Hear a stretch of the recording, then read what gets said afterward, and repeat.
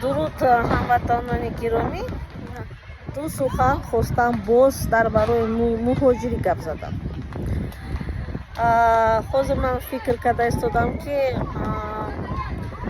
просто чӣ гӯям, сравнение мекунам, на дута сета давлатҳоро ба назар мегирам, ки кадом давлатҳо муҳоҷирӣ доранд. Ҳамаи давлатҳои дунё муҳоҷир дорад.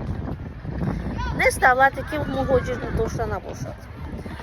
Аммо чӣ қадар зиёд муҳоҷир аст, ин дигар аст. Яъне проценти муҳоҷир аз ҳисоби пурра аҳолӣ гирем, агар ҳисоби миллат, аҳоли ҳисоби миллат гирем, агар аз 10 миллион гӯем 3 миллион муҳоҷирӣ ё 4 миллион муҳоҷир ҳастанд, ин бисёр проценти зиёд аст. Гӯем ки ҳама давлатҳои дунё муҳоҷир дорад. Лекин агар мо нисбат гирем Ӯзбекистон, мисол Ӯзбекистон ҳам муҳоҷири зиёд дорад. Лекин агар мо ба назар гирем, Ӯзбекистон шартнома дорад мобайни Ӯзбекистону Изроил, гӯем ки занҳои ва мардҳои Ӯзбекистон ба Изроил рафта, давлати яҳудиҳо дар он ҷо кор мекунанд. Корҳои гуногун, яке аз ҳамин корҳо мисол кампирпоӣ, бобойпоӣ, яъне одамои касалбинӣ, одамои пиру ёш метавонад шудан, фарқ надорад. Одами касал ёшам шудан метавонад. Барои ҳамон мисол гӯем мераванд ба дигар давлат, ба Израил ба шартнома мебанданд ва аз ҳисоби шартнома, аз рӯи шартнома мераванд ба Изроил кор мекунанд. Чандин ҳазорҳо одамо ҳар сол ба Изроил рафта кор мекунанд ва маоши хуб мегиранд дар сари вақт. Баъзе ман ҳисоб кардам, манам мисол гӯем чанда хештавори худро моҳон равон кардем ба Изроил, кор карда истодастанд ва оликҳои ҷудоям хуб доранд. Аз ҳисоби ҳамон оликҳои гирифтагишон хона харидам, ҳавлиҳое сохтам, дигару ғайру кори дар коришона худашона буд кардам. Ё ки гӯям Ӯзбекистон чандин соло боза ба Корея меравад. Яъне шартнома бастагӣ ба Корея ва шаҳрвандои Ӯзбекистон ба ҳазур метавонанд ба Корея рафта кор кардан. Мебиёянд отпуска, як моҳ Ӯзбекистон мегарданд, бо обратно мераванд ба Корея. Албатта ки одам дар муҳоҷирӣ ҳаст, ман гуфтам боз як бори дигар, одам аз муҳоҷирӣ пул мебиёрад ба давлати худ. Ва это ҳамин поток, да, гӯем ки это потоки пулӣ, даромади пулӣ, даромади маблағӣ ба давлати худ, гӯем фоидаи худ, ба фоидаи давлати худ, ба оилаи худ, чӣ ки набошад дар экономикаи Тоҷикистон ё Ӯзбекистон даромад ва фоида дорад. Барои чӣ тоҷикҳои мо ба ғайр аз Россия дигар раҳро намедоданд. Фақат Россия, тамом. Дигар раҳ надорад. Амин агудакӣ узр дорад, ки ина ман калон мешавам, ина ман паспортдор мешавам, права мегирам, мерам Россия. Дигар гӯё ки дар ин дунё дигар давлате нест, ки пешравӣ дошта бошад ва гӯё ки дигар фақат Россия ба кори одамои кори арзон дар кор аст ва барои вай ёбем. Чунки тоҷикои мо ҳисоб кори арзон аст. Кори арзон иҷро мекунанд, корое ки чиркин, ки худи русҳо кардан намехоҳанд. Шумо куҷо бодидед ки дар Россия ягон тоҷика министр кардагӣ бошад?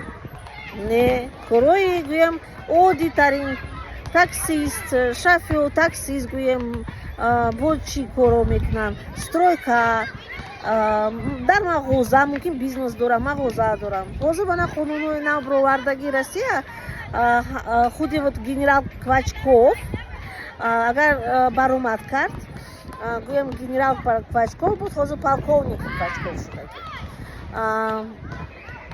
Ӯ баромад кард и гуфт ки худаш ман наҳори ӯро дидам, худаш баромад ки гуфт ки ҳозир ва ё пешниҳод карда истодастам барои давлати Русия ки тоҷикоя ман кудан ки дар соҳаи таксӣ, дар соҳаи нақлиёти гӯем нақлиёти общественный транспорт, нақлиёти равондагӣ ман кунам тоҷикоя иҷозат надиҳам.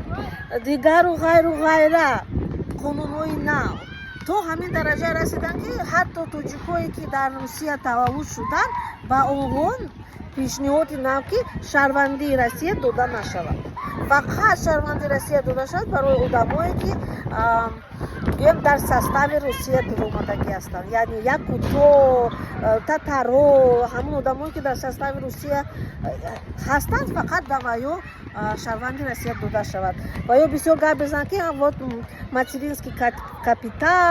материнский капиталро тоҷикҳо гирифтаистанд, ӯзбекҳо гирифтаистанд. Дар Русия гӯё ки дар 2023 дар территорияи Федератсияи Русия гӯё ки ӯзбеку тоҷик бисёртар таваллуд шуд аз худи русҳо. Яъне миллати рус мурда истодааст. Миллати рус ҷое ки таваллуд кунад, рӯз ба рӯз миллат нобуд шудааст, кам шуда истодааст. Ва ё ҳисоб карданд ки гӯем то 2040 гӯем ё 2030 мумкин миллати Русия то 2040 миллати русҳо дар Русия ҳамагӣ 40 миллион мешавад. Яъне миллати Русия анамихи пас рафта истодааст, бисёртар мурдестанд барои ҷанг кардагӣ. Фақат ҳар замон ҷанги нав.